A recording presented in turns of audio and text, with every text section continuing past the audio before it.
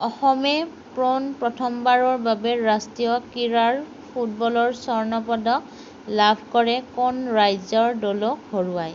এই খেলখন ক'ত কেতিয়া অনুষ্ঠিত হৈছিল? উত্তৰ হৈছে তামিলনাডুক ৬-৫ গ'লৰ ব্যৱধানত হৰুৱাই।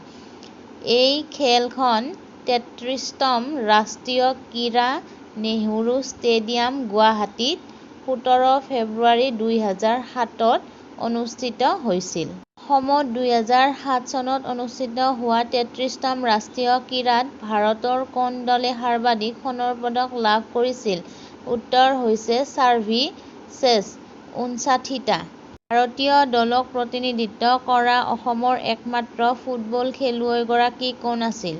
উত্তৰ হৈছে ফ্ৰান্সিছ বৰুৱা।